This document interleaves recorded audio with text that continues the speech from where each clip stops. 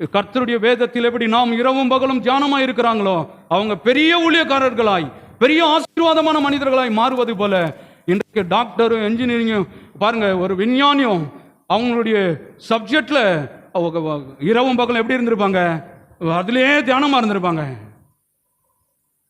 அதை தேவனை அன்றி வார்த்தை இல்லை, வார்த்தை அன்றி தேவன் இல்லை. தேவனும் வார்த்தையும் ஒன்று. எதற்கு முக்கியத்துவம் கொடுக்கிறோம்? ரொம்ப சரியா இருக்க வேண்டும். ஆமா, வாசிப்போம். யோபு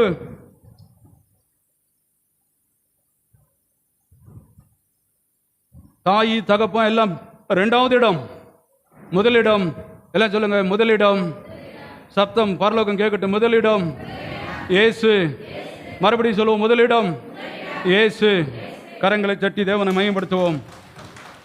ஆமா, எல்லாத்தையும் தூக்கி பின்னாடி வைத்து விட்டு உலகம் எனக்கு பின்னாடி, இயேசு எனக்கு முன்னாடி. ஆமா, அப்படி நீங்கள் வாழ்வீர்கள் என்று சொன்னால் நீங்கள் கேட்டுக்கொள்வது இயேசுவின் நாமத்தில் எதுவோ அது நிச்சயம் நீங்கள் பெற்றுக்கொள்வீர்கள் என்று விசுவாசியுங்கள். வாசிப்போம்.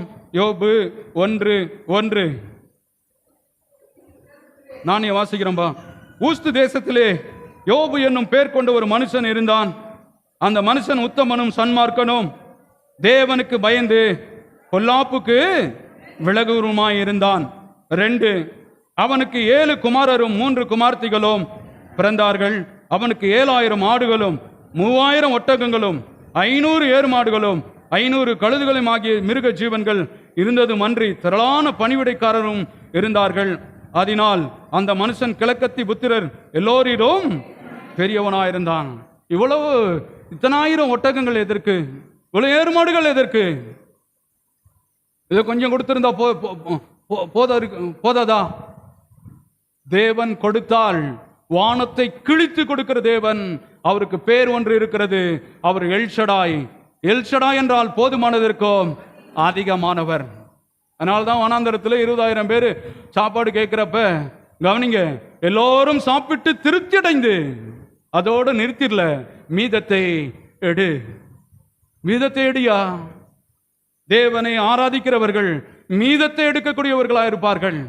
ஏன்னா அவருடைய தன்மையே போதுமானதற்கும் அதிகமான தன்மைதான்.